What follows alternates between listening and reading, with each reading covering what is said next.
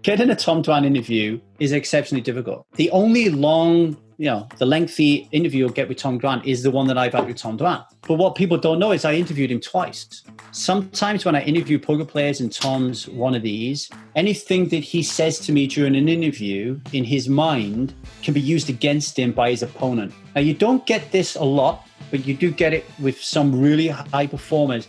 I don't want to talk to you because I don't want people to gain an edge on me. Hi, and welcome. It's Runchuks, and you're listening to my podcast where I explore the topics around what it takes to become a great poker player with various interesting people from in and around poker industry. Today, my guest is Lee Davy. Some of you know him as a poker journalist. He is a regular poker writer. He has interviewed many of the best poker players in the world as part of the I Am High Stakes series. But some of you might know him as the guy who created the 1000 Days Sober organization. We of course talk about some of the biggest names that Lee has interviewed. I mean, guys like Tom Dwan, Jason Koon, Trueteller. But more importantly, we talk at length about addiction and Lee's story. Now, I don't know if you specifically need to hear the message that Lee shares about the addiction. I certainly would not have thought that I have time for such topics, but this was quite an eye-opening conversation for me. So I encourage you to stick with it and listen with an open mind. Maybe you'll just have a few laughs. Maybe it will change your life. And maybe you know somebody who would benefit from hearing this. So go ahead and share this episode with them. Either way, I personally really enjoyed this conversation, and I hope you will too.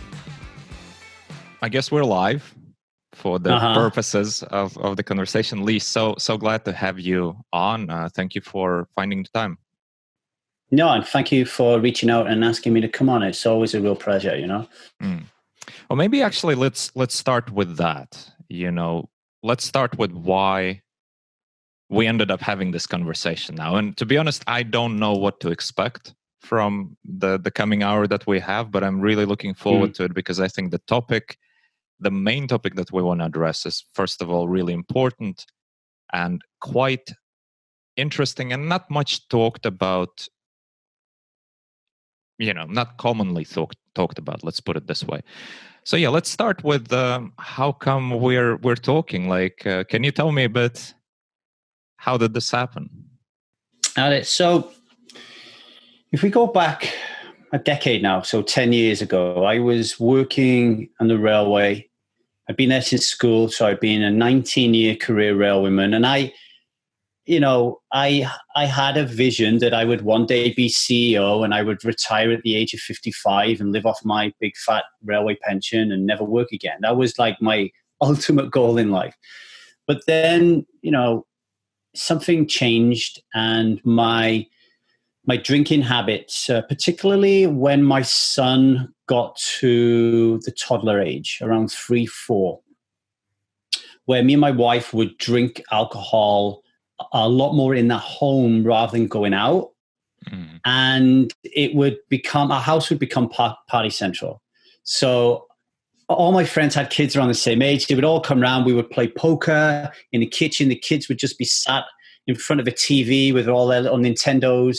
I have this photograph of like 7 kids just all on their little Nintendos, 4 or 5, just like completely ignored by their parents. And we're just getting smashed in the kitchen. And then it would just go on, like it would never end. The kids would just fall asleep on the floor. We would just be playing music. And it started to have a really detrimental effect on my marriage. And at the time, I thought it was just alcohol, but I can see now in hindsight that it was more of a lack of relational literacy. So the inability to communicate or even understand what part or accept what part I had to play in that relationship. But at the time, I thought it was alcohol related. So I decided to give up drinking alcohol to save my marriage. It didn't work. It ended it. Ended up in a divorce after being together for over 20 years. But I felt an incredible sense of power that I was able to accomplish something that nobody else had done.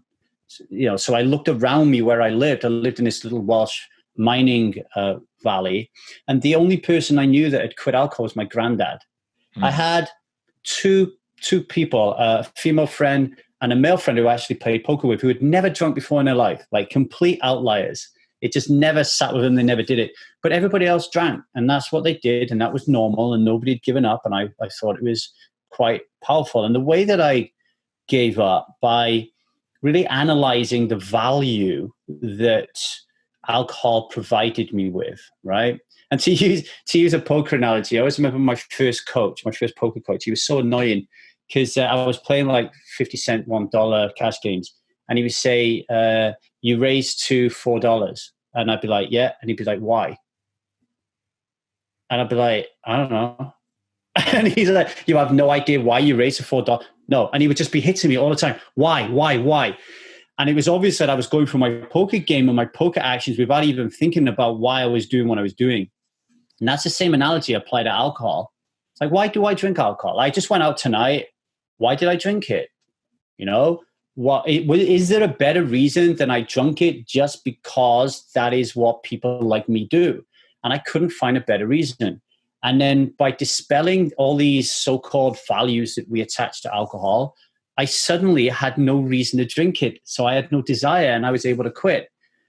That is quite a powerful realization for me to have when you look around and you see your mom, your dad, your sisters, your friends slowly killing themselves, and more mentally than physically, because they're so stuck in the matrix. And alcohol is a way of keeping them stuck there, that their dreams are going to die within them, and they're not even thinking like, oh fuck, why am I doing this? Why they almost like need that poker coach I had.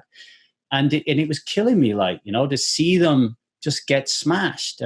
Smoke cigarettes is another one. Like just seeing my parents smoke cigarette after cigarette, killing themselves, knowing that actually they're not getting any value out of what they're doing. They just think that there's the value. So I decided, well, I need to do something about this, right? Like I need to create a company or an organization that I can help people to think like I'm thinking. But you know, I wasn't divorced at this point. So I still had a wife. I still had a son. I had this 19-year railway career, which I was beginning to hate and despise because I was awake now. And I could realize that the only reason that I was going to work was to make money. Mm-hmm. No other reason. So, you know, it's like, how can I make this leap? So I took the biggest decision of my life. I asked my personnel manager if I could leave on early retirement. They said, yeah. And they said, never come back again. Because of the position I was in, they couldn't allow me back in the company. So they immediately put me on gardening leave, and they gave me my early retirement, and that gave me a year. So I had a conversation with my wife, and I said, I got a year, and my goal is to make $45,000 through poker. Mm-hmm. Now, when you think about, now I sit next to high stakes tables with £8 million on them, and I'm talking about I need to make $45,000 in a year. You can see where I was at, right? And I started to. So my point was, if I make $45,000, then I can continue playing poker, and I've got the freedom that poker playing gives you to create this company, which is now called 1000 Days Sober. But I kept winning, playing live, and I was losing online, and I was going up and down, and I could see this year coming closer and closer in. And it's not until you're free of the 9-to-5 grind that you realize that you were in the 9-to-5 grind, if that makes sense, mm-hmm. right? And then you realize, holy shit, I can never go back and do that. So then I started to think to myself, is there other ways that I can make money through poker that doesn't revolve around me playing? Because this playing lark is a little bit too dicey for me. Like, am I going to make it in a year? Probably not. So I just thought of this harebrained idea to write to 5 poker magazine editors and say to them, I'm leaving the railway to become a pro poker player. That's an interesting story. Do you want a column? Thinking they're going to just pay me like loads of money. And then this one guy said, yeah, we'll do it. It was Poker Pro Europe magazine. But he wasn't going to give me any money. But I was so pleased that he said yeah, until I realized that I didn't know how to write. Like I completely blagged my way into this spot. So I just quickly wrote something, just thinking about my old English GCSEs, and ended up in the poker industry as a writer. And that gave me the freedom to enable me to earn some money to pay the bills, and I eventually made a really good career financially out of poker writing. But my love was always creating this company, 1000 Days Sober, and I could never have done it if I'd stayed on the railway. Mm-hmm. Now, the reason that is like the beginning, the backstory and the inciting incident of my hero's journey, I guess. The reason I contacted you is for many years now, I've been playing it small. So a lot of the times my inner child has been taking the steering wheel, and particularly around poker. So I live in two worlds. I live in the poker world and I live in the health and wellness world.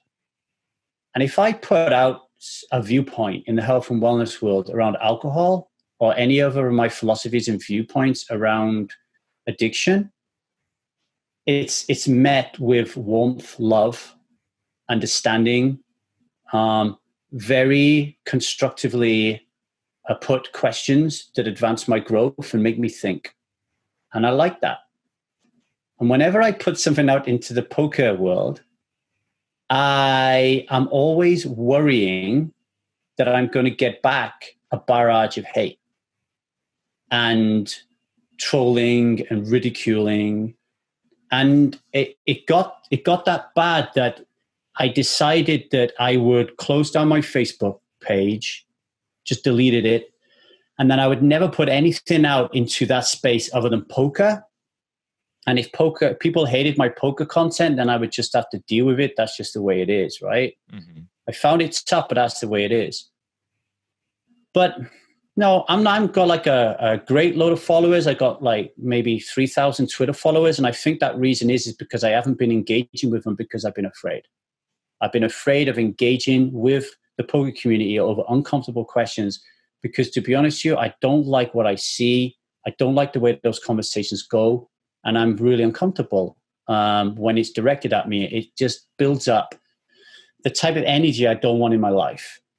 But on the other hand, if I've got 3,000 people following me, then how many of those 3,000 people are not getting the help that they need that I can give them?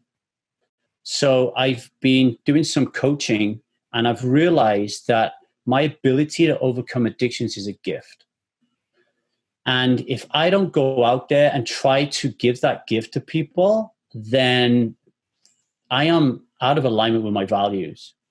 So I've been doing a lot of work on myself, on my mental state, on removing the inner child from my steering wheel, and just being brave and courageous and putting more of my addiction stuff out on my poker Twitter account and talking more on that side of things. And I've been exploring my relationship with the universe. Like, I'm not religious in any sense, but I'm being pushed by a really good, strong, healthy crowd to try to open myself up more to the way the energy works. And like, if I'm always going around as a moany, groany, pessimistic, cynical, scared little man, then I'm going to surround myself with people like that, and I'm going to get that back.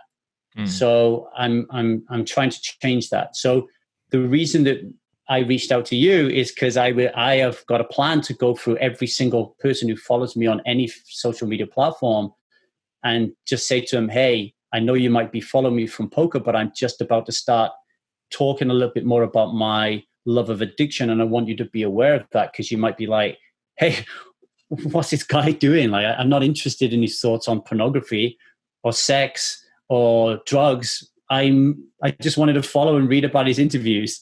And it's been really nice because I've been having personal conversations behind the doors, by DMs. And I've been saying, are you interested in this stuff? And the overwhelming feedback that I'm getting at the moment from my small sample size of the poker community, this is a problem in the poker community in addiction. But that doesn't surprise me, because the world has a problem with addiction, and the poker is just a microcosm of the world, right? So I think to a certain extent we're all addicted to something, It's just that some things have never really fit into the stereotype of what the world wants us to believe is an addiction.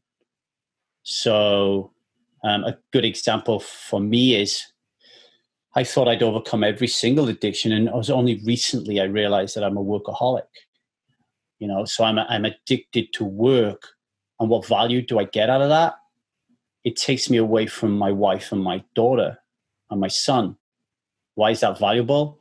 Because being a husband and being a father is far more complicated and stressful and anxiety ridden than creating programs to help people quit alcohol or interviewing high-stakes poker players. So I realized I was running away from my family responsibilities, for example. So that is a form of an addiction that you don't really get people talking about. And how many people in poker are workaholics? As an example. The other thing that I'm learning is the people who are the most driven to succeed, and if let's just say high-stakes poker players as an example, are very often, I say very often and not always, are very often the people who end up with quite a lot of mental health issues or relationship issues, because that drive meant they had to neglect certain aspects of their life, or they had to push through and drive through bodily constraints like sleep, like eating healthy, like spending time with those you love, doing something joyful, happy. When you hear people say, wow, like I interviewed Timofey Kuznetsov the other day, fucking crazy. Kid's like 19, turns around and says, I want to make a goal of 10 million. I actually thought he said 1 million, but he actually said 10 million, and he makes it by the time he's 22. Massive, right? Yeah. For those viewers who don't know, it's a Trueteller that we're talking about, right? Yeah, Trueteller, yeah. He makes it, and it's like crazy. I'm like, wow, guy made 10 million. But then he tells me in one of those years, and the other years were very similar, but in one of those years, he played poker for 363 days. And this is somebody who's not going to be playing 6 hours and then turning his computer off, right? So, and then you talk to him now, and Timothy's like, people don't understand how complicated it is to deal with the emotional swings of playing that high with that much money, with that much competition consistently, how hard that is. So what does that mean? That means that there is some pain and suffering going to be associated with that word hard. There's something that Timothy is crushing within himself or not taking care of himself, that someone like me can come along and say, hey, would you be interested in me helping you with that? So that's where I am at the moment. I really like to work with crushers, because the crushers have the mentality that they want to crush. And when you want to give up your addictions, the mindset created by societal conditioning is very difficult.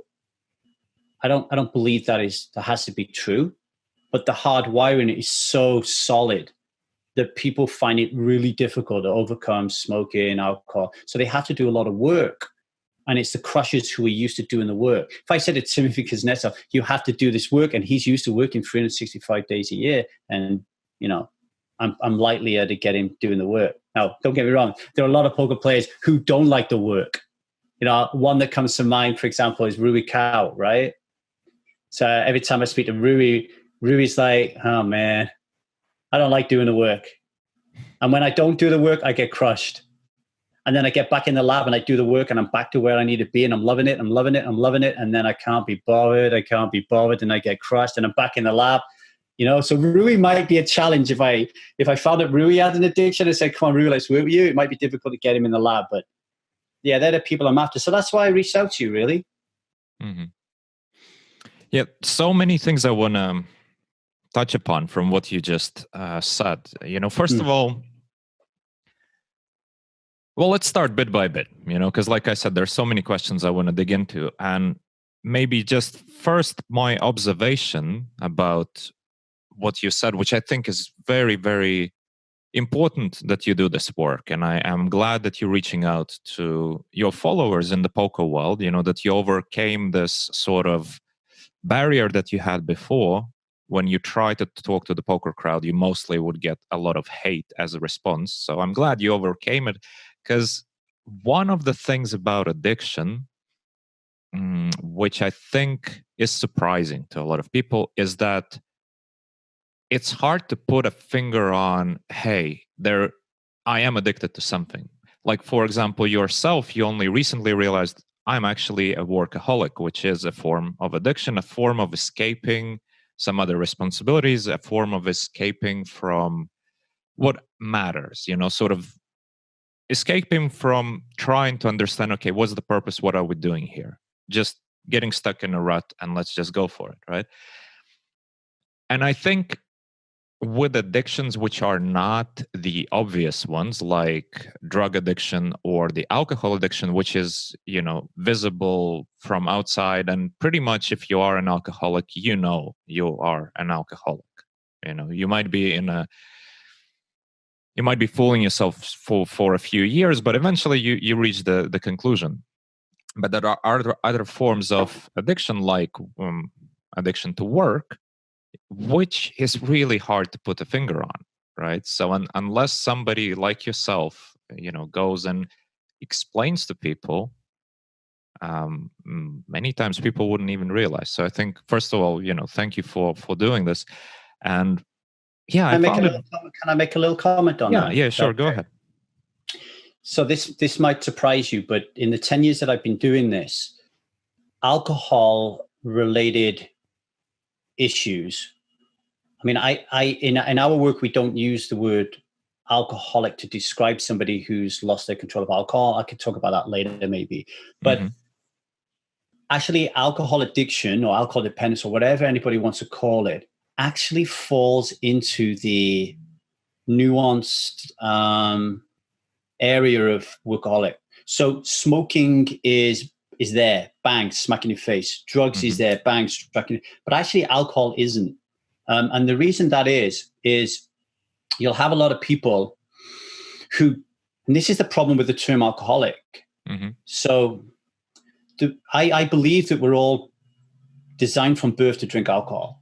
Like the world, free market society, capitalism, whatever you want to call it, the world that we live in and exist drives addictive behaviors.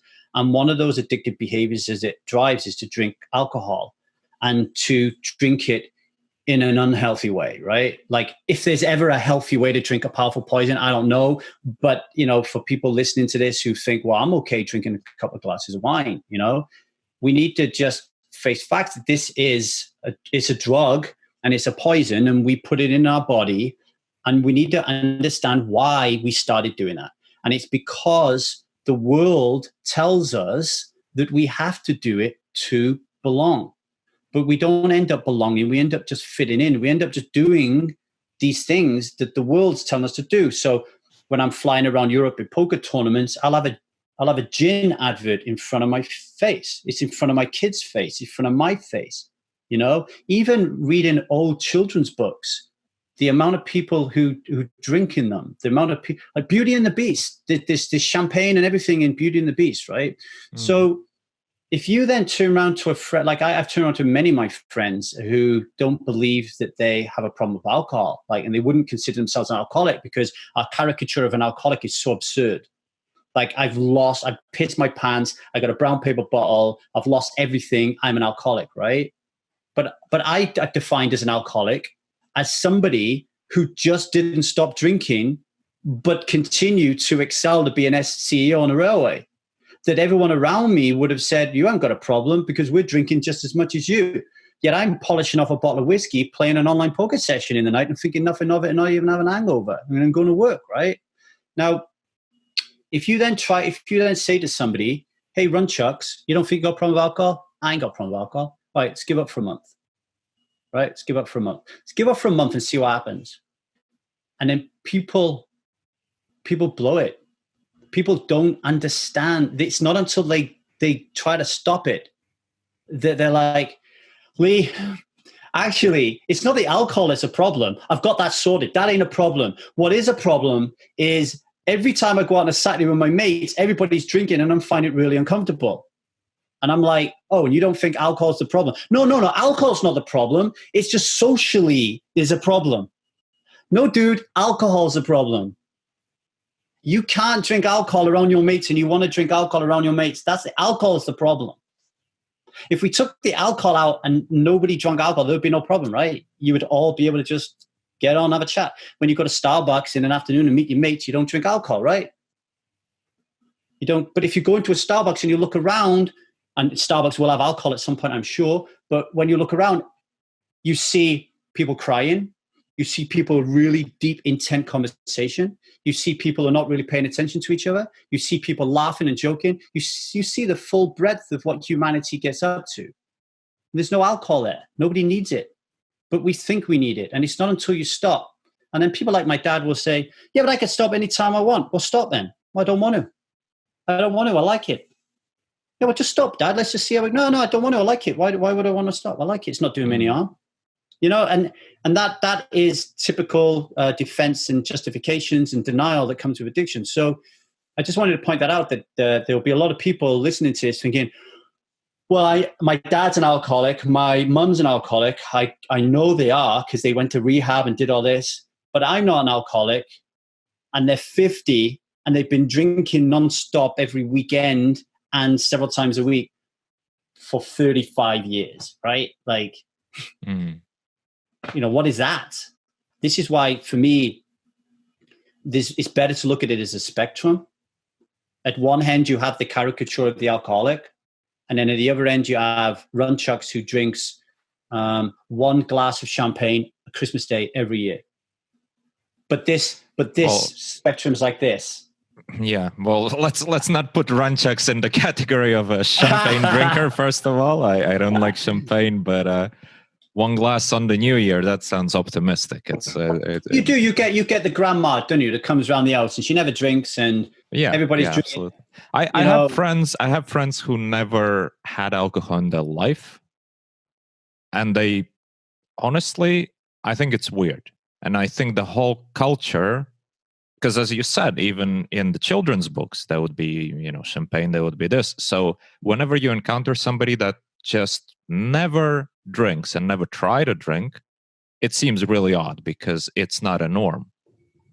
Right. They're breaking right now there's a lot around the world about dominant and non-dominant groups. Mm-hmm. And you can see this everywhere, right? So we got it with Black Lives Matter at the moment. You see it in the high stakes poker stratum. You've got a dominant group of people who play, and then you've got the non-dominant group, the people who just sat around and not part of the group, right?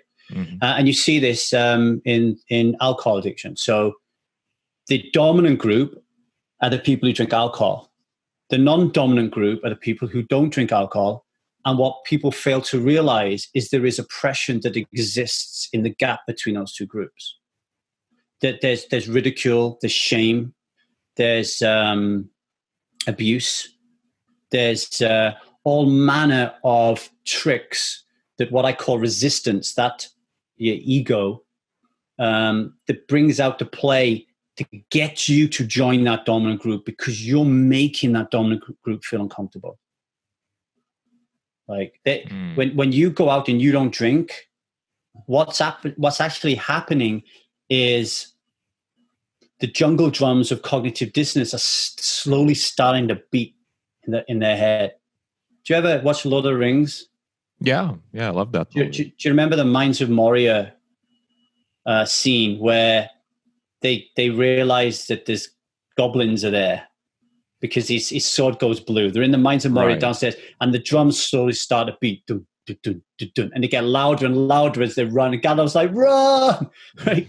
Well, if you go to a pub with somebody who drinks alcohol and you were with them for like 30 years, smashing it with them, and suddenly you turn around and say, do you know what, Runchuks, actually, get me a water. And he's like, what the fuck? What do you want a water for? I've realized that it's just a poison. It's a drug. It doesn't provide me any value. It's fucking up my life. Like, I had a real problem with it, and I'm done, and I'm feeling fucking top notch, man. Runchuks is going to be like the jungle drums, the cognitive dissonance, which you silenced when you was a teenager. That moment when you was a teenager, when you went into being a teen, and your body said, the child body and your child mind said, I don't want to drink this, right? I don't want to smoke this. I don't want to pop this pill. I don't want to let this guy touch my tits. those moments you have when you're a teenager, which you silence to become part of the crowd, that cognitive dissonance in your mind that is saying, but I want to do this, don't want to do this. I want to do this, I don't want to do this. Your brain can't handle it. So it has to take sides. And the people at their teenage years who turn around and say, fuck it, I'm just going to continue being a child, living my creativity, my true essence of being human. They're the ones who end up being truly magnificent creatures. But hey, what a terrible path they have to go through to get there. And I do see a lot of them in poker. They get picked on, they get abused, right? Because they're different, they're odd, they're weird, but they chose that very brave route.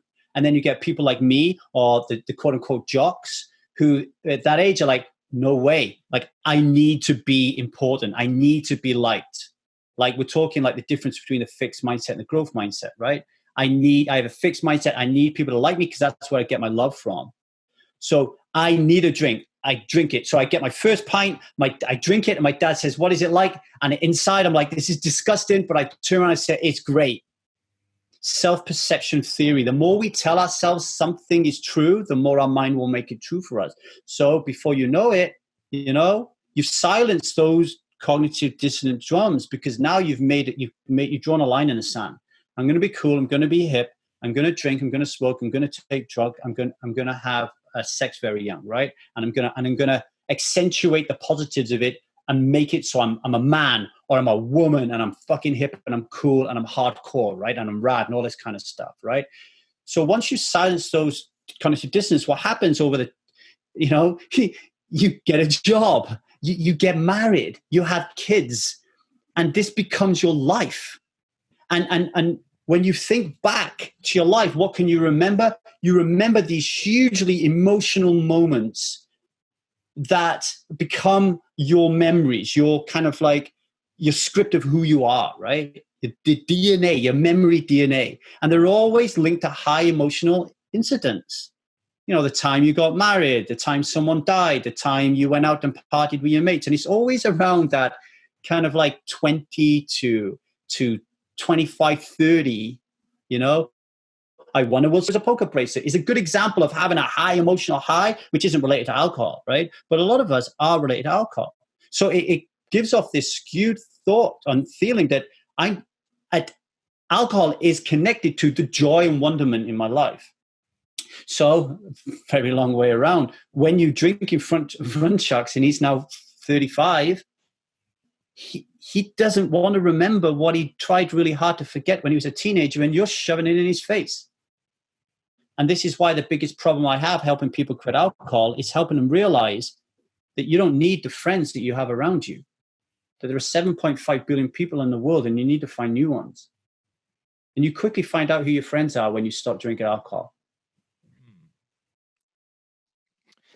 Yeah, interesting. I've experienced some form of that when, because I occasionally, I'm a regular drinker in a sense. Like, I like my wine. I drink wine with dinner. I like a good steak. I like a good glass or two of wine. But I do quit alcohol on a regular basis for at least a month every year. Because like you said, it's, just to double check yourself. Okay, is there a problem or am I actually enjoying it? And so I've been experiencing periods where, I would be at a party and I'm the one not drinking. Everybody is drinking. Well, first of all, it gets boring really quickly because you realize people get really, really annoying. And then you think back at yourself and you think, well, I'm probably definitely also getting a bit annoying, at least a bit annoying when I had a few. So yeah, that's an eye-opener. But I want to ask you a question, Lee, because you've mentioned earlier that, sometimes you talk to people and they say, hey, like your dad, for example, right? I don't have a problem with alcohol. Well, quit then. Well, I just like it. Why would I quit?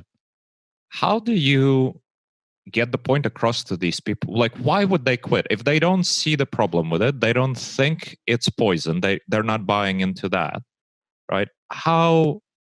Is there a way? Is it even necessary to talk to them to get them on the right track, or at least to make them think about something? How do you approach that situation? Okay, so first of all, I want to talk about a phenomenon called the death effect. So there's an evolutionary biologist from Australia called Jeremy Griffith. He wrote 2 excellent books, one called The Species of Denial and one called Freedom, where he tries to answer the uncomfortable question of why Adolf Hitler and Mother Teresa exists. How can human beings be capable of mass slaughter of children, white women, and etc.? And then at the other side, like want to give up everything to help them. Like, what is it that's in our noggin, in human, the very humanness, our human condition that allows us to do that? And he talks about the battle between our nerve-based. Let me get this right now. He talks about the battle between being human being an animal, and our natural human instincts, our natural animal instincts. And migration is a good example, right? So we all want to, if we're a bird, we all want to migrate from A to B. And we don't know why we do it, we just do it. And then imagine if we put a human brain into that bird. So now he's flying from A to B, but as he's flying, he sees an island with a lot of bird chicks on there, sexy bird chicks, and he sees some lovely bird seeds, and his brain's kind of going, well, I want to go down there. I want to go down there and explore, because his brain, like, is evolved like the human brain. So now he needs to learn through experience, not through genetics and genes. Like he's thinking differently. So he wants to go down there. But the rest of the migratory birds, they don't want him to go down there. They're like, Harry, what are you doing? Well, no, I want to go look. No, Harry, we're birds. We just migrate from A to B. What the fuck's the matter with this guy? So they shame him. And he feels ashamed because he feels like so different to these other birds, right? So they keep telling him, no, come back. But eventually he keeps wanting to go down. So eventually they say, well, fuck that guy. He's obviously not a bird. He's not one of us. He's something wrong with him. So what happens to Harry is he goes down there. Now he's all alone, but inside his head is this battle we were talking about earlier on, where Harry's saying to himself, his natural instincts are driving him to go to Africa or whatever. But at the same time, this new brain he has is saying to him, no, I need to experience life. And he's having this conflict within himself. So what he's doing is he's having this shame battle, and all addiction is rooted in shame, right? So he's having this shame battle. Now, he could go back to the flock and he could explain to these people what's going on with him, these other birds, but they're not going to understand him. And Jeremy Griffiths calls this the death effect. So it's very likely that me and you will have a conversation towards the end of this. It's very likely, we won't do this, but it could be likely that we could have a conversation about wine and what you value in wine and whatever. And I could get you to see that actually everything you think is valuable about wine in your experience is not true. You could agree with that, and then you could leave, and then you could be at a party, someone's got the steak, and they say, do you want a glass of wine? And then you end up in a conversation about, well, what type of wines have you got? Or to prepare yourself from going, you go to the supermarket and you start getting your favorite wine. After we've had this conversation, that's the death effect. So most people who have done such a good job of hiding their cognitive dissonance, they cannot hear you and they cannot see you. So I could be in front of my mom and dad. This is how deep the death effect goes with my mom and dad. They don't even talk about what I do. Like if I was to say to them, oh, but Dad, I had an interview with Runchuks and I talked about my job of helping people quit alcohol. Or this woman wrote to me the other day and thanked me for saving her life. My mom and dad will change the conversation. Or they'll say, oh, that's nice. What's the weather like in LA right now? But they don't even know they're doing it. It's like my words are hitting a wall and just flopping down. They just don't. The worst ones are the ones where it's like, yeah, fucking get it, man. Yeah, drink it. Fucking hardcore. It's so bad. Yeah, I get everything you're doing. You're doing a wonderful job, Lee. Keep it up. It's good that we have people like you in the world. And then they go drink. That's a death effect. So when you work on the 1,000 Day Sober program, we have 6 phases that we take people through. The first phase is called stuck. We're stuck. And there's 2 types of stuck people. There's my dad who doesn't know that he's stuck. So he's never going to come to me anyway. And then there are those who come to me who are like, I think I've got a problem with alcohol, but I don't know what to do about it. I can go a couple of weeks without quitting, but then I just seem to come back to it, and that's bothering me. But I don't know what's going on. Stop. So I worked with them for about 3 months going through that phase, just letting them be okay with it. And then you get to the thought phase where it's like, okay, let's deal with this ambivalence. Let's figure out why we're having this conflict in our head. So that's the thought phase, another 3 months. Then, and only then, after the end of the thought phase, when we've dealt with the ambivalence, and they no longer have any ambivalence. It's either I want to drink, I don't want to drink, I want to drink moderately. Very rare you get the middle one. Because the people who come to me who then say they want to drink moderately, they can't. They end up either drinking or not drinking, right? It's very unusual for them to go back and moderate. Mm-hmm. So then we work on readiness. We get them ready to quit. And then initiative is taking action on quitting. And then vigilance is like maintaining that. So a lot of people will be surprised, but the work of James Prochaska, who created the trans-theoretical behavioral model of change, he believes once you quit something like alcohol, you're looking at 5 years before you've changed and hardwired your neurological connections to not associate all the rules that you created in the last 40 years around alcohol. So now when you walk into a bar after 5 years, you're not salivating. You're not like Pavlov's dog when you hear the final bell at 11 o'clock at night. You're just like, I can't wait to get out of this fucking place, right? And then the last part is evolution, which is like the most important part, but very few people get there, is, okay, I don't drink anymore, but what does that mean about my life? What am I going to do now? Because I don't have any friends. The ones I do, I don't like. I realize I don't like my job. I hate where I live. My husband bores me to death. I can't stand being around my kids. And I hate playing poker. And that's what I do for a living. What am I going to do? And this is why a lot of people end up drinking again. Because they mistake this opportunity for boredom. They got the wrong glasses on. So we help people to build their rockets and fly to Mars. And as I told you earlier on, when I left the railway, my rocket was my pen, and my Mars was the poker world. Mm-hmm. And right now, I'm building a different rocket. You know, So you have to be a role model, Runchuks. I have to be somebody that doesn't drink alcohol. I have to talk about it. I have to demonstrate when I go to social events that I don't need it. I have to field questions when people ask me about putting pressure on them. And I have to look good. I have to have my shit together, and I have to be excelling in life. I have to be walking the walk. So when somebody says to my dad, what the fuck? Why does Lee look 21 when he's 45? My dad could be like, oh, well, he doesn't drink, he doesn't smoke, he's a vegan, blah, blah, blah, blah, blah, blah, blah, you know? Especially for your kids. Think about where this is all coming from. It's our children. Like my son right now, he lives with his mum who drinks. He has massive battles, massive cognitive dissonance around drinking. He really doesn't want to do it. But he's being pulled into it by the system. He doesn't live with his dad. We talk about this all the time. If I wasn't a role model for him, he would just be getting smashed every night. I know that for sure because he's told me that, you know? People have to be ready. If they're not ready, it's never going to work.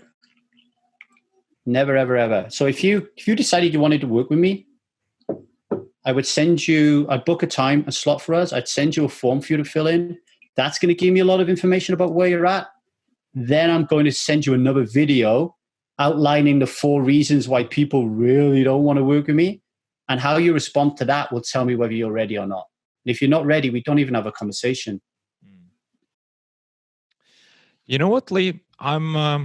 We'll get back to that. I'm actually interested because you have my attention. Let's put it this way, because I like your energy. I like your passion and all of this. So at least I'm interested to find out more, right? And I hope that some of the listeners are going to have the same feelings and hopefully reach out to you and, you know, just to find out, you know, because I don't think I have a problem. I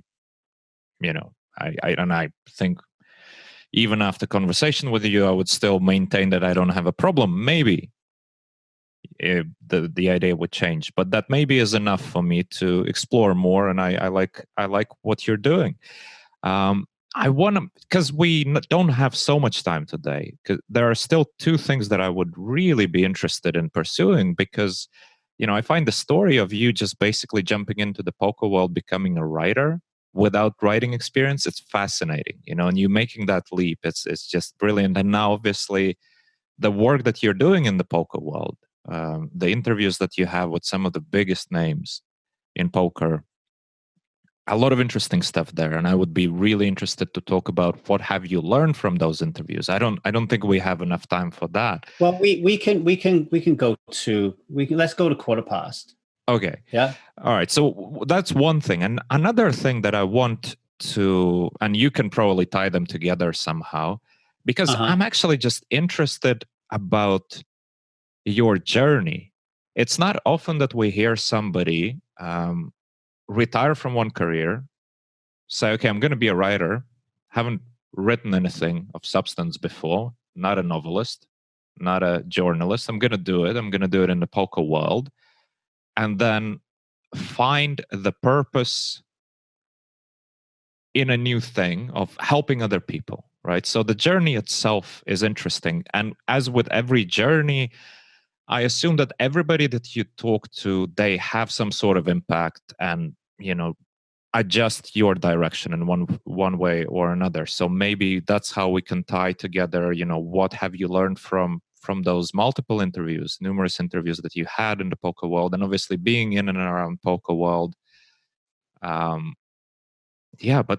so maybe it's your journey, and you are good at talking, so go ahead and tell us the story there. I can tell you. Let me think about this a little bit.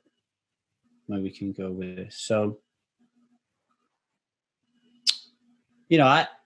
one of the people I've been speaking to on DM and Twitter, a lad who plays poker. He's 21.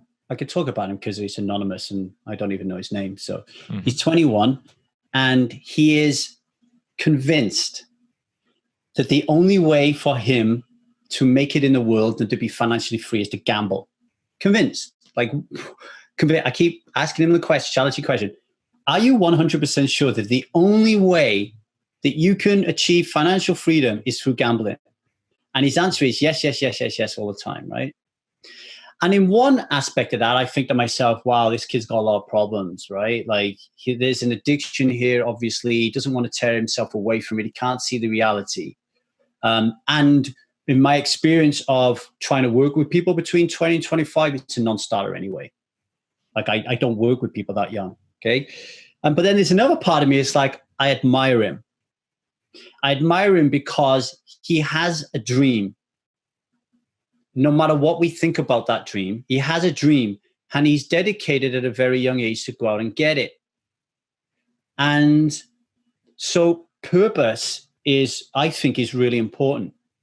And it's a question whenever I ask poker players, what is your purpose, that always stumps them, or they're not willing to share, or they don't believe in the concept of purpose, So as I've grown and evolved my understanding of purpose, because I'm always thinking about how can I alleviate people's pain points.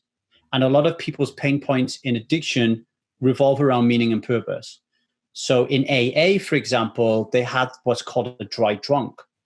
Somebody who stops drinking and then doesn't stop complaining and moaning that they can't drink for the next 30 years, right? That is someone quite clearly lacking in meaning and purpose. And what I found in my work is if you can help somebody find their meaning and purpose, then they won't need to drink alcohol or take drugs or smoke, because they're waking up every morning genuinely loving what they're doing, and obviously the work on loving themselves. So when I first came into poker, that was the first time where I'd woken up, if you like. It's like that scene in The Matrix where Neo says, why do my eyes hurt? And Morpheus says, well, you're using them for the first time. That's how I felt. The morning I woke up and I didn't have to look at my phone and read that a train of mine had been cancelled, that an employee had injured his finger, that Fred had gone sick, and then the subsequent phone calls of my senior manager complaining about it. I had none of that. It was utter freedom, right? And poker at the time, like, my goal was, I want to win a World Series of Poker bracelet. I want to be a professional poker player. I want to win a WPT title, but also at the same time, and I want to create this business to help people quit alcohol. So I had a defined, definitive meaning and purpose in that moment. Now, before that, I had one that was, I want to be a CEO on the railway. But the way that I had thought about this one was very different to the non-thinking, oh, I'll just be a CEO on the railway. Like, I was thinking about it. Like, I had a coach that was saying, okay, how are we going to get you from the railway to helping millions of people quit alcohol?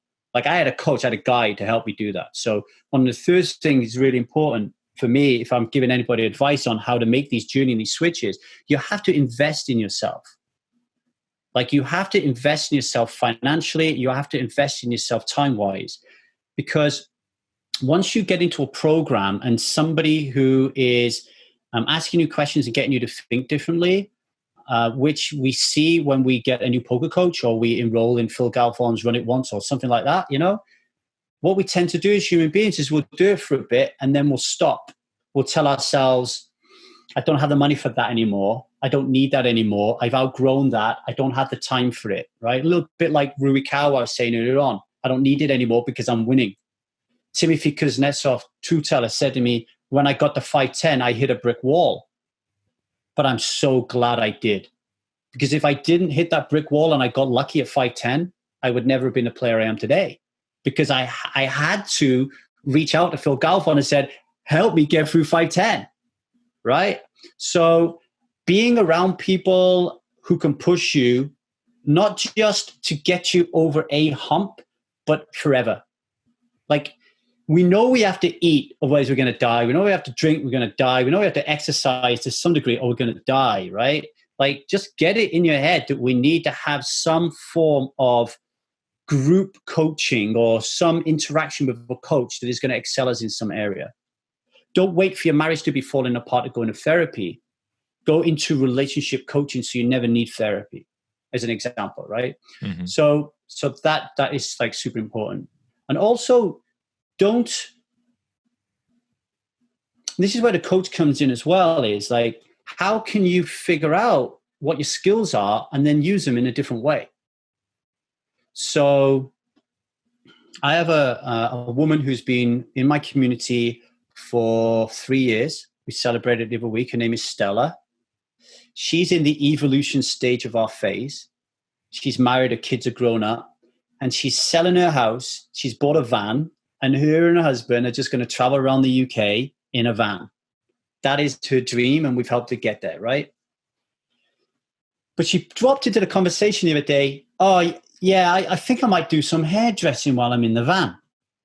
So I said to her, well, why do you want to do some hairdressing? And she just kind of shrugged, right? Because she's a former salon owner and she's done hair all her life. She said, well, that's what I do. And because, we're a challenging community, I said to her, well, okay, what are the feelings you get when you cut hair? And she found it a difficult question to answer, but she said, I get in the zone. There's like a kinesthetic relationship between me and hair. It's not even me and the person, it's me and the hair. And it takes me some time, some visits for me to get this hair. And I'm in the zone, I'm like focused, and time just drifts by and I don't know what's going on. And I feel peace, equanimity, joy, freedom, all that. How similar is that to poker, right? Like sometimes we get in the zone. So I said to her, you don't want to cut hair then. You want the feeling of peace, equanimity, and to be in the zone. Because it's not what we do that drives our behavior, it's how we feel. So now she can say to herself, with my help, okay, what else could I do to get those same feelings? So it's like, let's get your skill set out and see what you can do. Good example for Stella is she knows how to quit alcohol. Okay, let's teach you to teach other people to quit alcohol. Do you think you could get that peace, that equanimity, be in the zone, that feeling that you're actually you know, when you look at a woman and her hair's all beautiful, you look at a woman and she saved her life. Like, do you think that that would generate the same feelings? Yeah. Whoa, fucking come on, let's go. Whoa, I never thought I'd be able to do this. And that's what I was taught to me on the railway. Like when I got my first coach, she said to me, I know you hate the railway, Lee, but what is it that you love about it? I'll tell you one of the things I said, you know, after 2 weeks of crying and thinking I was a fucked up mess because I didn't know what my life purpose was at 35. I said, I don't know what this means, but I love talking. I'm just going to say it. I love talking. I like being the center of attention. I like the sound of my own voice. She said, unpack it. Why? Ego. I like being the star. I like being the center of attention. What else? People laugh at me. What else? I help people. How do you help people? Well, people come to me and ask me for advice. Right. When I'm at conferences on the railway and I stand up, I can feel that I'm having an impact. Right. How can we make a living doing that? And I said to her, well, you can't. She said, well, Oprah Winfrey has. I'm no Oprah Winfrey, but I get paid today to come on podcasts like this or stick a mic in someone's face and someone pays me to interview them where I engage in a conversation. Or I create training products where I'm talking, or I do seminars or speeches where I'm talking everything I did on the railway. Yet I told myself I hated the railway. I didn't hate the railway. I hated certain aspects of how it was making me feel. And that allowed me to ignore all the positive feelings that I was getting from that. So then when you learn that and you're confronted with the poker industry and you say to yourself, well, can you write? Let's give it a go. And there are some times in the beginning when I wrote, it made me feel good. It made me feel like an artist. It made me feel creative. It made me feel challenged. It made me feel afraid and scared out of my mind, you know? And then I thought to myself, do you know what? I can interview people like this woman said. My first interview was with Dave the Devilfish Elliott, who's deceased now. Yeah. You know, it was a phone interview. I was on my anniversary in Brighton interviewing him. My first live interview was Le Bourrée. And I was shitting myself.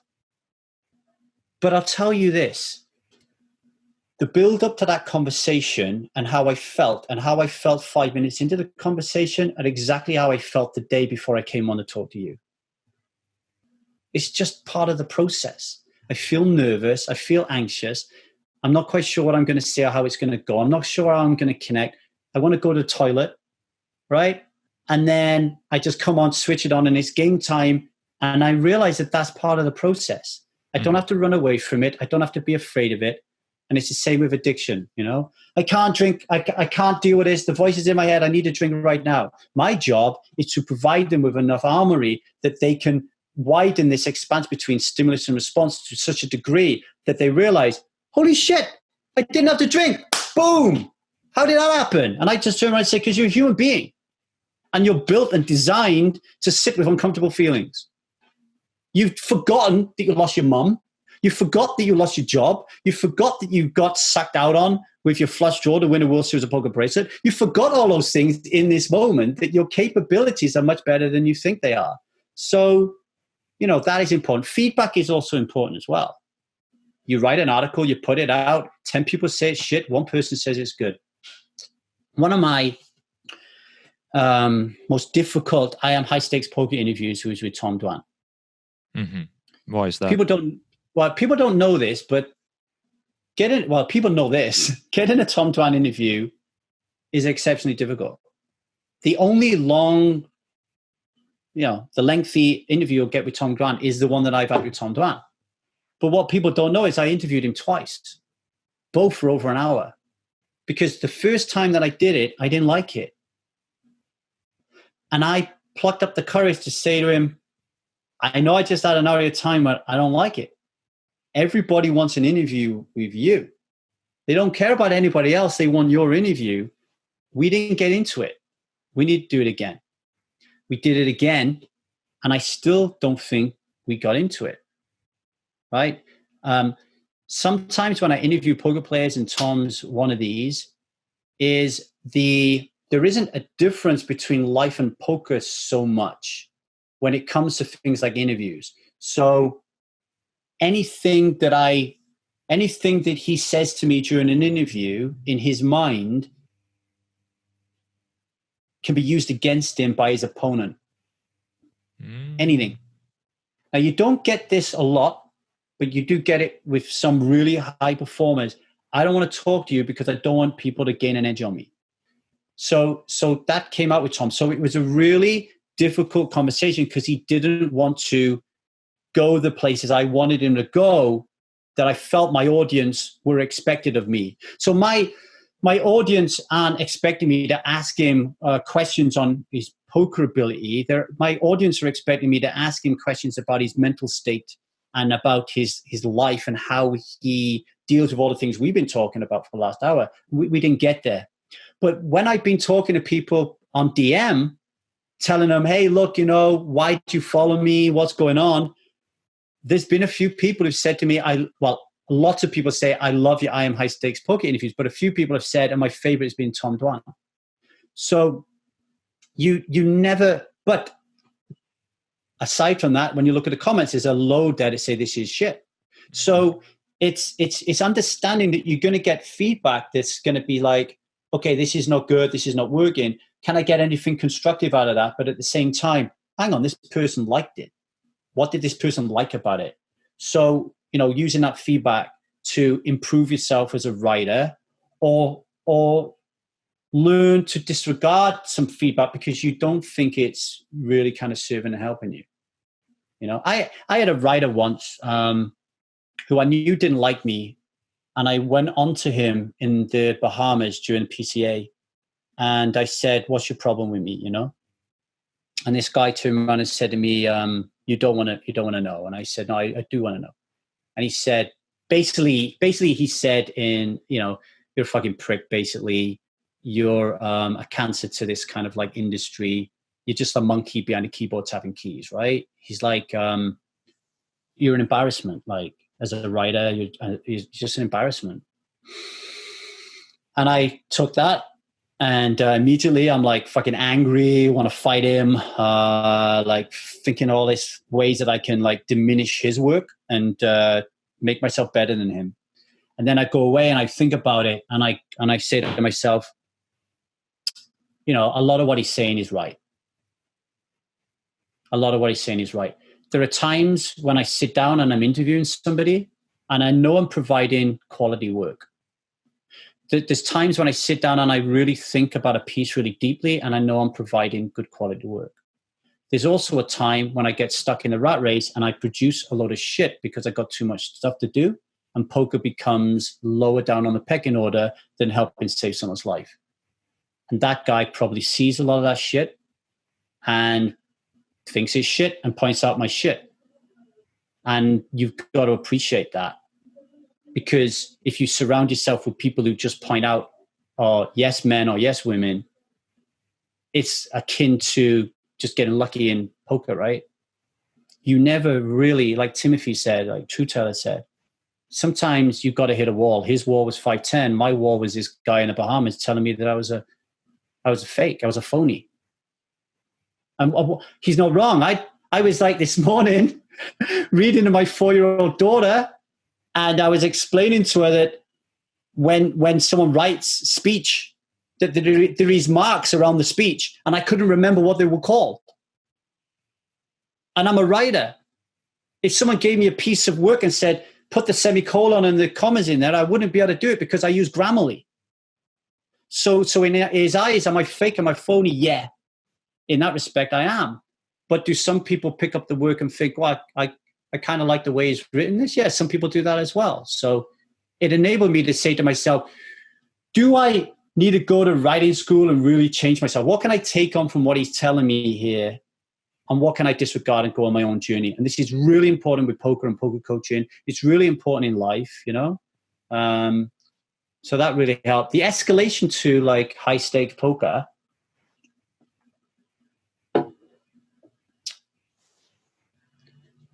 that just came I'd like to say it was by luck, but I'm a great believer in putting what you want out there in the world and letting it happen, right?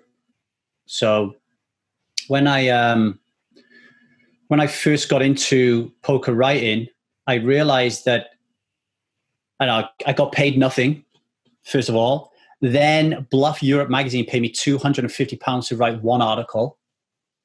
And then I was like, whoa, £250 for an hour's work. I remember that clearly. But then I was like, that ain't going to pay the bills. And then Poker News hired me to do European Poker Tour Vienna. And then they paid me, I'm guessing here, but let's say it was around £1,500 for working for a week. That was massive. Now I can pay my rent. And if I go from Vienna to Barcelona, now I can pay my bills and feed my family. Now you've got a problem though, because you're going through a breakup. Your kid is, you're seeing your kid like once a week. Your wife won't let you see him because you're in Barcelona, and she won't let you switch your weeks. And you're caught between that. If I continue doing this, I'm going to live my dreams. But if I stop this to be with my boy, I'm going to end up back on the railway. And that decision has been probably the most controversial and challenging decision for anyone who's, particularly my son, my ex-wife, me and my current wife, of continuing through the poker journey and sacrificing being there for my boy. And I got very, very busy very, very quickly. I wanted more and more money to be more and more secure, so I didn't have to go back to the railway. I can't explain how terrified I was about going back to the 9 to 5. So I was in Paris, Johannesburg, fucking here, there. And then at the end, I said, this is not working. So I put it out to the world. I can't be traveling because my wife won't let me see my son. And I put it out there. And then the next morning I went downstairs, I get in the lift and Tatjana Pasalic is in there. And she said, hey, this company, Calvin Air, like they're after a writer. Would you want to write for them? So I contact the guy, Bill Beattie, amazing guy. They start paying me, I can't remember, something like £3,000 maybe to write from home. Fucking home. At any time I want. Plus I dropped the WPT, I dropped the EPT and I continued working with the WPT. So I could write from home, but I was going away once every 2-3 months. And then over a long, long period of time, I wanted to get away from live reporting altogether because it's very tiring. I don't necessarily love the environment. I don't. So everybody wants, come on, let's go party. And I don't want to party. I just want to work and get the fuck out of there. I don't really like the atmosphere a lot of times at live poker tournaments. And then I got contacted by Paw Paw Poker people.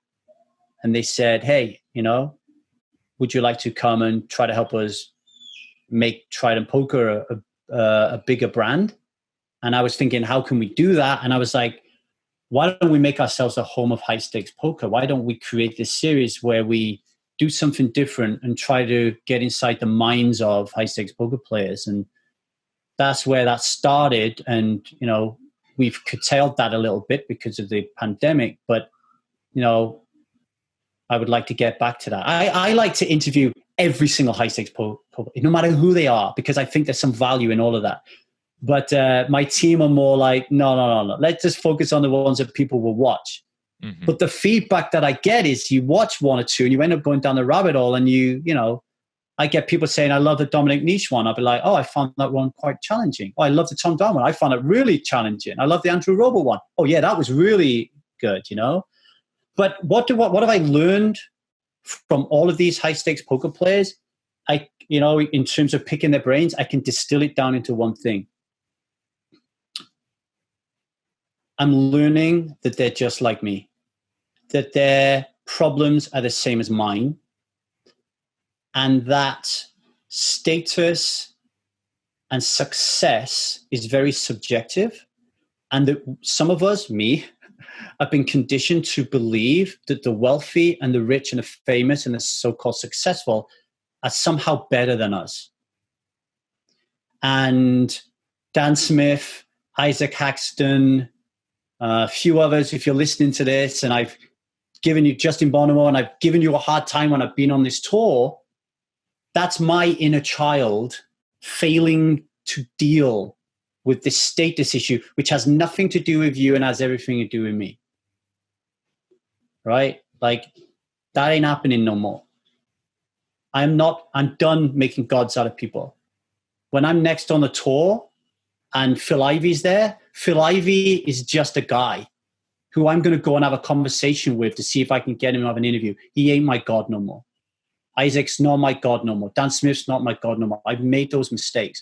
I've grown up a lot in the last year, and that is the biggest mistake. But the biggest takeaway is, fuck yes. I can be who I want to be. I'm okay. There's nothing wrong with me. Jason Koon is fucked up. Yes. Justin's fucked up. Andrew's fucked up. Tom Dwan's fucked up. Phil Ivey's fucked up. Yes, yes, yes. That makes me feel a whole lot better because now I don't feel like I need to create this bullshit story in my mind. And once you can realize that, you know, you can just fucking fly, you know? It's like it's right now, like physically, mentally, I'm in the best spot of my life. And going back to what we said about purpose, I know we've reached our hard stop, but we can keep talking. It's okay. You said we'd do this. Now, when I said that we might, yeah. Yeah. When you talk about purpose, I believe that purpose is in perpetuity. It doesn't stop. We don't know what happens when the physical body dies. It could even keep going beyond that. We don't know. And I think once we step into our purpose and we experience it and we deliver, then a new grander purpose emerges in front of our eyes. So in terms of poker, my purpose has led me to sitting down and being able to have a conversation with Phil Ivey, Dan Rugano, Phil Helmuth, Tom Dwan, Timofey Kuznetsov. But now I'm there, a new purpose is calling me and saying, okay, you're interviewing these guys, but how can you help these guys? How can you help them? They're sharing with you the issues that are going on in their life, but how can you help them? Don't send them to some really expensive shrink lead. Do you have it within you to help them with these problems? Yes. Why? Because I've had them. I've experienced them and I've overcome them. And I'm intelligent enough and emotionally intelligent enough to figure out how to put that together in a coachable, teachable format, because I'm going to continue to grow as a coach. I'm going to continue to grow as an entrepreneur and a business owner and as a human being, right? So that's where I am at the moment and why I'm reaching out. And it started with like high stakes. I was like, I want to really help high stakes poker players, but I've realized as people are coming to me that it's not going to be high stakes poker players. It's just going to be poker players. I've got a porn addiction. I've got an opiate addiction. I got workaholic addiction. I got alcohol addiction. I'm smoking cigarettes and I can't stop. Like I got a terrible relationship with my wife. You don't believe how many people say that to me behind the doors. I ain't got an addiction, but I got a terrible relationship with my wife. That is going to lead to an addiction. So that is being generated by an addiction somewhere, and that addiction is being fueled by shame. Like it goes right back to this resignation period, as I call it, where we're teenagers, where there's a great book called The Shame That Binds You. Can't remember the author now. And he calls that moment a teenager soul murder. I love it. We kill our soul. We're so ashamed of who we are, our weirdness and our lack of normality and our inability to be like everybody else, that we fucking kill ourselves. We just kill ourselves and we bury it. We put this new mask on and a new one and a new one and a new one and a new one and more armor because we can't be vulnerable. And the next thing you know, we're walking around the world and we can't fucking move and we can't breathe, you know? Like when I got to 35 and I left the railway, boom, all of them come off. And I was like, suck that in, you know? Like if you was around me when I was 35, I must have been a real pain in the ass to be around. Because I wanted to take on the world, and everyone around me was like, dude, just come back to the bar and have a drink, be your old self. What the fuck's the matter with you, you know? Yeah, you know, I want to reiterate something that you said, and I think it's such an important point that it's worth repeating. everybody has problems. Everybody has problems. No matter what you think about somebody who achieved something with the huge status, etc., they have problems. And anytime you do anything that is public, you're going to have a lot of haters. Because there's going to be people who are going to point out things they don't like, because that's what they do. They like to point out things they don't like. And that's just going to happen. I think I've watched many of the interviews that you did in I Am High Stakes Poker, which I think is wonderful work. And, there's, as far as I know, nobody else that does that format with all these people in one place. So it's amazing, the work that you're doing. And yet, even for that great work, you still get a lot of people saying, "Oh, this is bullshit. This is crap. Like, he asked the wrong questions, etc., etc." The point is, you asked the questions, and there's going to be people who are going to love it, and there's going to be people who are not going to love it. But as long as you're doing it for yourself, as long as you're doing it for your purpose, with your idea in mind, which eventually led to you trying to find a way to help the people that you talk, because it's no longer about, okay, I'm going to talk to Tom, I'm going to talk to Timofey, I'm going to talk to them. I'm going to talk to them, and I want to find out about it. I want to help them if I can. I want to see the way, so that's what's important in the end. And we often forget that, people go into poker for the freedom, so they think, and yet they still lose the freedom, because they end up, just slaving away 12 hours a day, no life, no family life, social awkwardness, and all the stuff that comes with it. It's great to use your freedom to try to find something that makes you feel good. You said it before that, whatever we do as a hairdresser, that lady that you mentioned, it's not the work of a hairdresser that's important, it's how it makes her feel. You speaking in the conferences in the railway industry, it's not about you speaking and being the center of attention, is you getting the feeling that I actually make a difference. At least somebody in the audience gets the value, makes me feel happy, right? So it's great to see that, you found this way. And with the work that you're doing right now, I hope, you will help a lot of people also to find a better way to live their life, having more fulfilling, better, enjoyable life. And especially with the current situation with the pandemic, I think so many of the issues that people are having are sort of exposed to a much higher level. Because, for example, for somebody who used to think that, oh, well, I drink for social reasons, I only drink in a party. Well, guess what? When you're in a lockdown and there's no party, you're not going out, yet you're still getting hammered every weekend, right? Well, maybe that's something you haven't realized before, and now it's exposed. Same, you've mentioned, the relationships of a lot of people in their families, husband wife kind of thing, doesn't work out all that great when you're stuck there, and some things are taken away from you. So I can tell you a story on that, which I think it will help a lot of people. It'll certainly get them thinking. So my dad is somewhere between 65 and 70, retired. My mum is 65, so she had me when she was very young. And my dad has drunk alcohol since she's 14. And he has never in my life drunk at home. I've never seen my dad drink alcohol at home, okay? My mum will never buy alcohol to drink at home. But if we, in the rare times we have a party at the house or Christmas where we will bring alcohol, she'll drink it, right? But there's no alcohol in that house.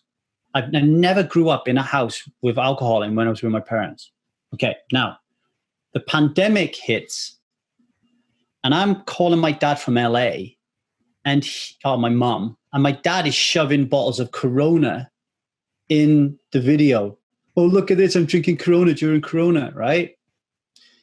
Right, this is what I'm saying about my dad having no fucking clue that I'm dealing with people who are suicidal, and he's shoving a bottle of, this is the death effect, right? But here's the thing. A lot of people will look at that who are stuck in the matrix. They'll look at that, they'll look at the picture, and there's a garden and the sun's out and my mum's there, my dad's there, and my sister's there. And my sister is 40, and the three of them are drinking bottles of wine and bottles of Corona. And they'll look at that and they'll say, wow, that is connection. The reason we drink, the sun, the alcohol, is bringing a father and his daughter and his wife together. And why it's so beautiful is this guy has not got a loving bone in his body, and he doesn't know how to connect with anybody. He's never shown love physically at all. And my mum has given up all of her power to this guy. So this is a beautiful moment because now they can connect and be emotional, right? This is beautiful. That's the lie that the world is told, and what those three people in the garden were telling us. This is the truth. The truth is, these people don't drink at home. My sister, different, she does. But my mum and dad don't drink at home. Pandemic hits. Now all of a sudden, my dad can't leave the house. He's stuck with this person who he feels incredible shame over the fact that he's never been able to show up for her. And she's stuck with this guy who she really doesn't even like. She certainly doesn't love. Because love isn't, you don't love somebody because you've been with them for 50 years. Love is, it's an action. You need to do something. This guy's done nothing for her. So here they are in the house in lockdown, and they're forced to connect. Even when they go out, they're forced to walk together because how can you even walk alone? Like, the world is forcing, the pandemic is forcing them to connect. The daughter who never leaves her bedroom, suddenly they're forced to connect because she can't go to the gym or can't go to work, her only outlet. So what do? When the world gives them the beautiful opportunity to connect, they fucking disconnect. They pick up wine, they pick up alcohol, they go in the garden and they drink. And the more they drink, the further they get away from each other. And the further they get away from each other, the better they feel. Because they're like, I don't have to talk to this person anymore because I can't even see this person. I can't even hear this person. And then they wake up the next morning and someone says, what did you do yesterday? Had a fucking great day. Went in the garden, got smashed. It was wonderful. Had a good laugh with my mum and dad. Did you really? Is that really, really what happened? Now, people might say, how can you say that? How can you jump in somebody's mind and say that? I know my family. I know my mom, I know my dad, I know my sister, and I've done enough work to see what is going on there.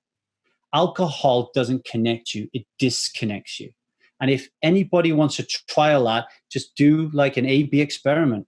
Get your bestest friend on the world, stick him in a room with you with no external stimuli, just you and him on a stool and have a conversation. And do it the next day, but have a couple of bottles of wine.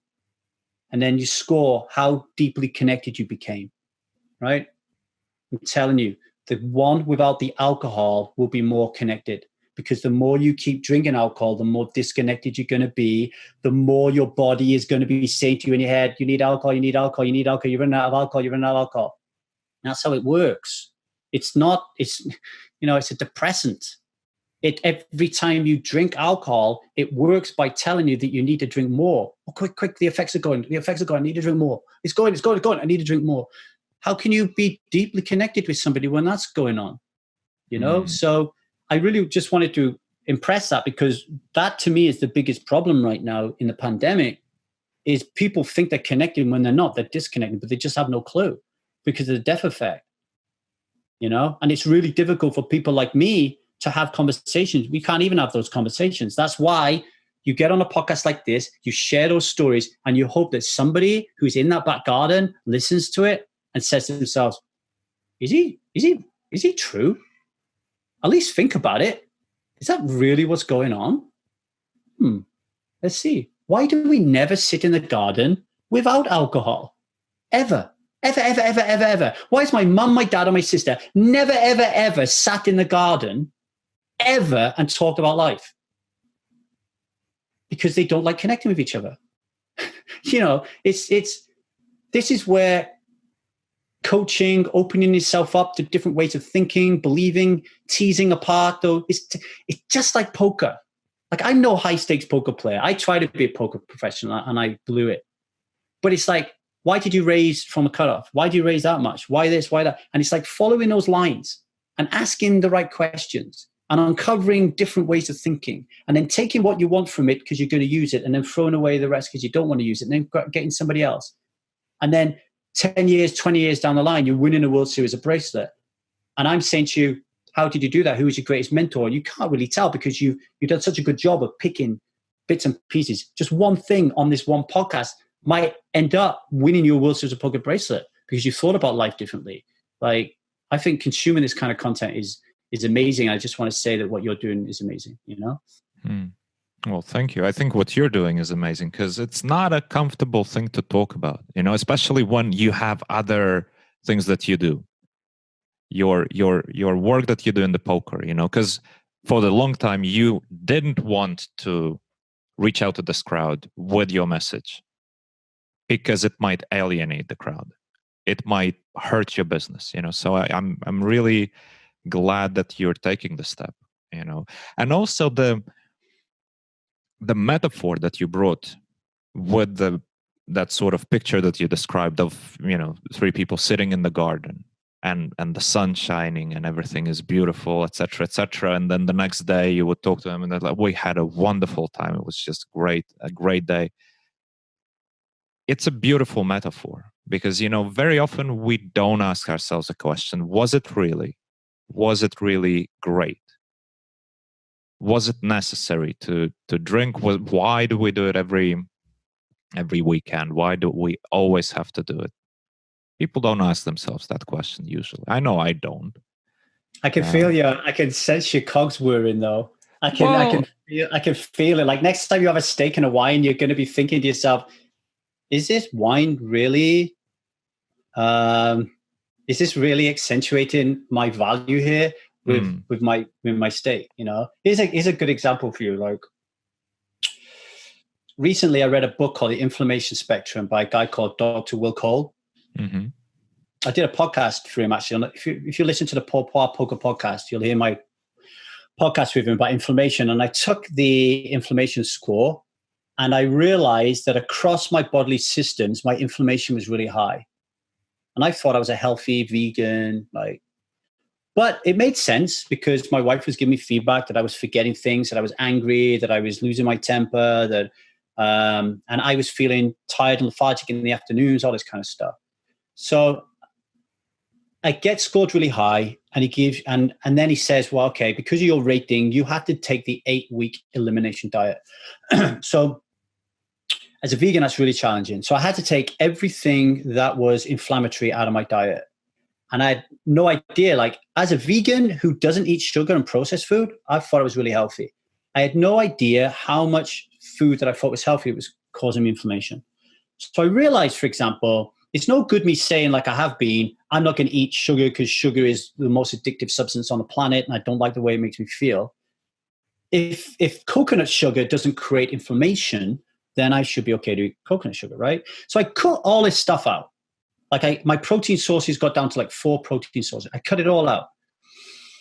I'm now on I'm no longer on the diet. Like this is my life. Like I'm 15 weeks before I start. It's my life, right?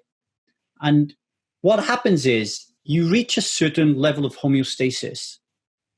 And instead of thinking, fuck, like if me and you were at a restaurant and you were eating a chocolate cake 15 weeks ago, there might have been a part of me that would said, oh, I wish I could eat that chocolate cake. Now, that's what I'm battling against. That's what everyone's battling against in addiction. It's that lack. So I don't want people to do that. If you want to eat chocolate cake, fucking eat chocolate cake. I used to think that fillet steak was the greatest meal in the world. Like for me, it was the best meal. But you go 15 weeks without any of this stuff harming your body tells you what you want to eat because it triggers you to eat certain things. And I'm telling you, my body right now doesn't trigger me to eat sugar. It doesn't trigger me. I don't eat potatoes. Like if you knew me, that is insane. Like French fries, like that fry, the crisp, boom. I go in a restaurant, I want to order fries over. My wife laughs at me. I don't eat potatoes because they're inflammatory to some people. And when I try to put them back, I got bloated. and I got a lot of gas, so I stopped eating them. My body now just wants certain things. So if you was to say to me now, wow, Lee, tell me that story about the ice cream that you had when you was a little kid, and how that made you feel. All of a sudden, that means nothing to me, because I realize right now that actually there's a lot more going on psychologically, and that's driven biologically by what we would call nefarious means. So if you eat more sugar or processed foods or inflammatory foods, your body's going to want you to, not the inflammatory, but the processed, you're going to want to eat more of it. It's to do with the hormone ghrelin, I believe, right? It kind of like fake stimulates this ghrelin. But if you cut all that shit out and you just kind of like you're on the normal level, just eating fruit and vegetables and a few protein sources, then all of a sudden I'm not wanting to have sugar. Well, like, why is that? I really wanted it. Why don't I want it anymore? So it's really interesting to ask those questions and to start saying to yourself, wow, I had a huge story built up around sugar. Mm-hmm. So, so one of the first things I say to people when they come and work with me with addiction is, while you think that this is going to be really hard, I want you to know, and this is controversial, I want you to know that I read a book and stopped smoking and never craved a single puff for 19 years. I read a book and stopped drinking alcohol and never craved to drink alcohol. That is simple. When you don't believe into the lie that something can be super complicated, it can be simple. It doesn't have to be this difficult and this challenging. Like, I'm not missing out on anything. I can easily go to a restaurant with my wife, sit down and eat fuck all. Who says I have to eat because I'm in a restaurant? Do you know, when I stopped drinking, I went to a bar with my friend Lee in Bristol, and he said, what do you want to drink? I said, I don't drink anymore. Get me a water. He said, I'm not ordering you a fucking water. Get me a cup of tea. I'm not ordering you a fucking cup of tea. He said, what do you want? I said, I don't want anything. He said, well, you've got to have something. Why? I'm not thirsty. But you're in a bar. No, I don't want anything.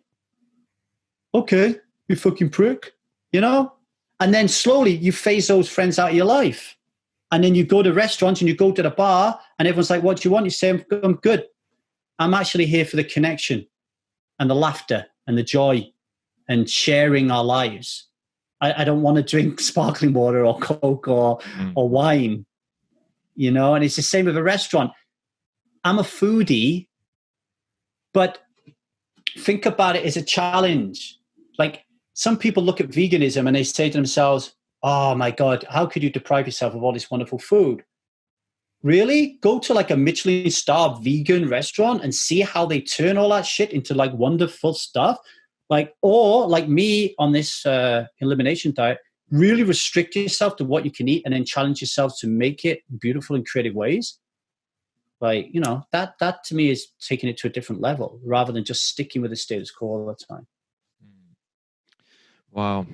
And, I think the important thing here is once you start feeling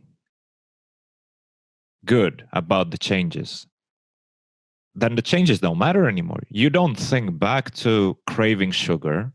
You're not one of those guys who I'm 10,000 days sober or, 50 years sober, but I want to drink silently. You don't think about it because the change happened.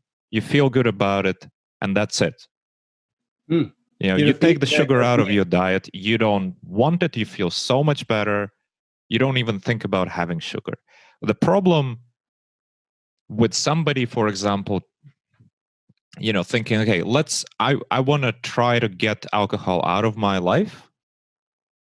The problem is not getting alcohol out of their life, is facing their life is the problem. Yeah, and because coming at it what from do you do? Yes, coming at it from that scarcity mindset as well is you're gonna fail, right? Like, I don't want it. Like, there's nothing to give up.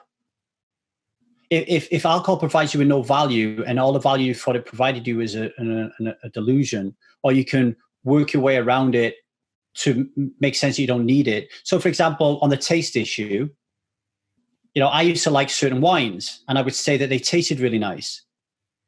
But I also really like a smoothie. So if I go to a restaurant and they have smoothies on the menu now, I love to order a smoothie. That's why my bills are so high, because a smoothie would be like $15, right? But back in the day, I would never have dreamed of having a smoothie. Now, if you say to me, like, one of the exercises we do is, what do you like the taste of more than your favorite drink of alcohol? And there's like a big list of them. So why do you drink alcohol if you like this big list? Right. So let's say you like to drink green juice more than you like to drink your favorite wine. Then slip your green juice in. Why don't you take your bottle of it? So then you'll just get all these excuses. Oh, well, yeah, it's stupid to take a green juice in, or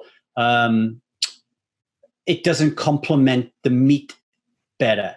Right. Okay. So let's have meat with wine, and let's have meat without wine, and let's test how we really, truly feel. Savor every moment with a notepad and a pen and really rate it.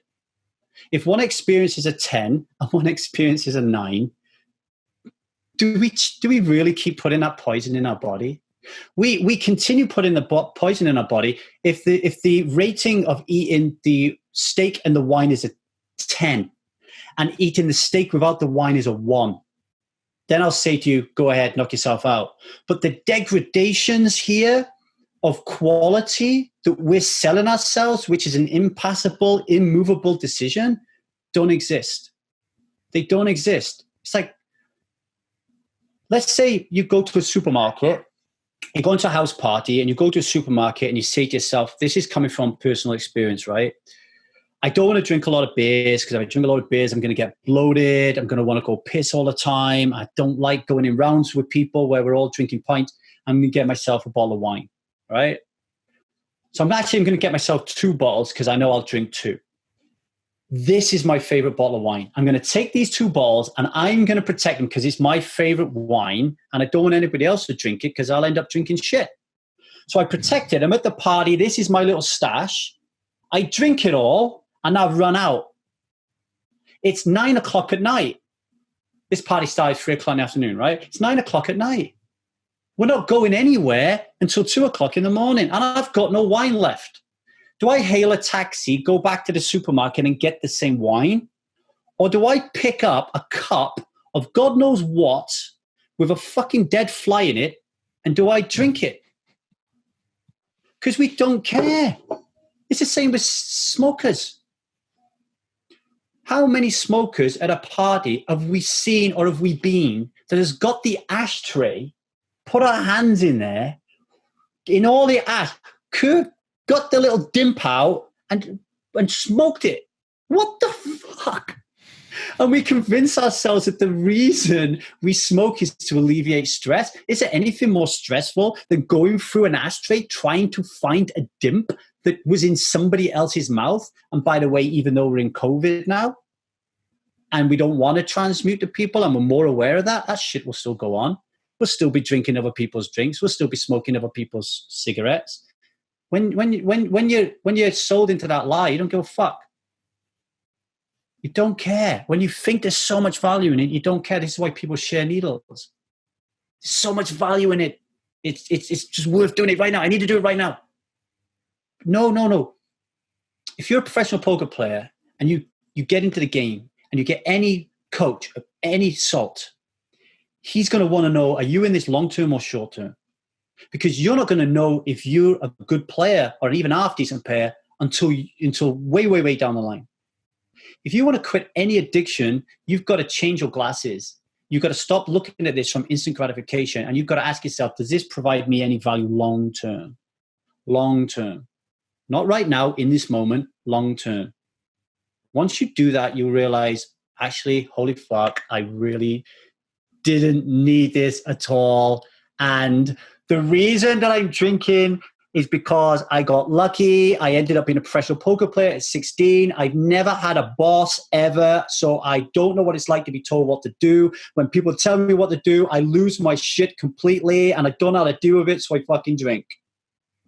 Right? Like, it's incredible how this thing works together. How people who go through insane, look at Jason Koon, right? Like homeless, penniless, abused by his father, terrible things that you wouldn't want on any human being. What does he do? He turns it into good, into a force for good. Becomes one of the greatest poker players in the world, right? Has casualties along the way, but he's investing in his coaches. He's doing his time. He's doing his work. He's open-minded. He'll listen to me. He'll take on board what I'm saying. He'll listen to somebody else. Perfect gentleman, perfect human being. You know what I mean? Right, I really do have to go now. I know I All right, Lee, on. listen, I really appreciate you taking the extra time. Let's just leave with the last message. So somebody who listened to this and thought, you know what, I'm not convinced, because the ones that are convinced, they're already contacting you. Somebody not convinced, but say, well, I want to find out more. I want to look into this. Where can they find you? What should they do? First of all, if you're not convinced, that's okay. I'm not in the business of helping people quit their addictions. I'm in the business of helping people quit their addictions and live kick-ass lives. And you will not live a kick-ass life if you're trying to quit an addiction you don't want to quit. And one of the biggest problems that people have when they end up on my doorstep is they can't accept how much they love what they're doing. People love drinking alcohol. They love smoking. They love everything about it. Even when they come to me desperate, ready to throw themselves off a cliff, they don't realize how much they love what they're doing. So you need to understand that if you're not ready, that's okay. Okay, that's okay. The second thing, if you do come to us and you want to take part in our 1,000 Day Sober experience, we are not going to even tackle the subject of you quitting alcohol, for example, until the ready phase. You're going to be working with us with 6 months where you drink as much as you like while you're trying to figure this out. Similarly, if you joined it for me to help you stop smoking, we have a 3-month program. You're not going to stop smoking until the 3rd month because you've already created these stories that you need these things more than you need oxygen. Why would we take them away from you, right? We don't want to. If you're going to be miserable but not drink, and you're going to be happy and drink. So that's the third thing. If you do want to get interested, 2 ways of doing it. 1, the free way, okay? The free way. Listen to 1,000 Days Sober podcast, all right? It's been going for like 7 years. You can go way back down the rabbit hole, listen to so many people talking about porn addiction, talking about relationships, you name it, we talk about it, right? It's not all about alcohol. So listen to 1,000 Days Sober podcast. Also go to our YouTube channel. You know, I'm slipping out more and more videos on there, shorter videos, 5-10 minutes. Our Instagram page is really good with good quotes on there and that kind of stuff. And what else? And then go, if you want to work, so that's all like the free stuff, right? And the blog, we got a blog as well. But if you want to work with me, like I don't work with people for nothing. So I just want to be upfront and open about that.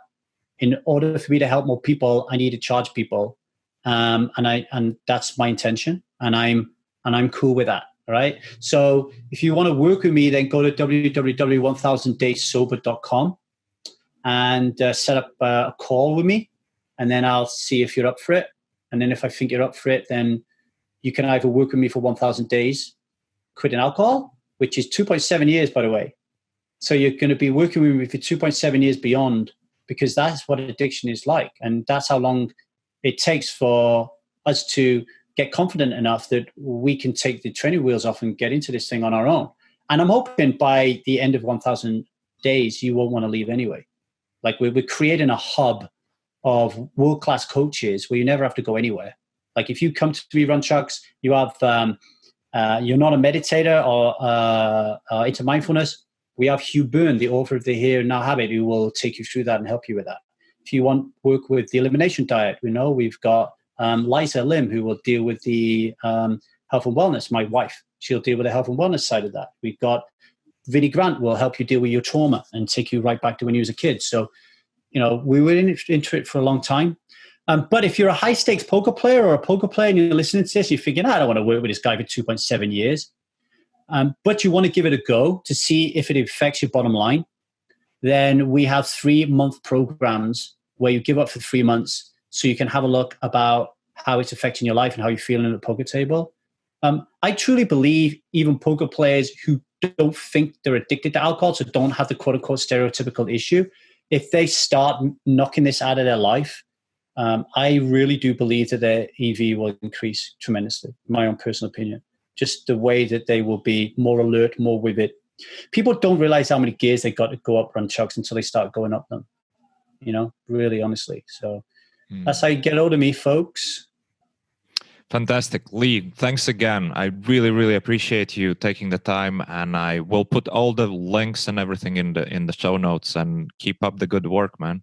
Dude, thanks for the platform. I really appreciate it. And I appreciate the space for me to just talk. I really appreciate it. Thank you very much. Thank you for listening. I hope you enjoyed this episode. If you'd like to get a regular email from me personally, where I share my key takeaways from each latest episode, go to runchukspodcast.com and subscribe to my newsletter. And of course, I would really appreciate if you subscribe to my channel on YouTube and rate my podcast on iTunes, Spotify, or any other platform where you normally listen to your podcasts. This really helps.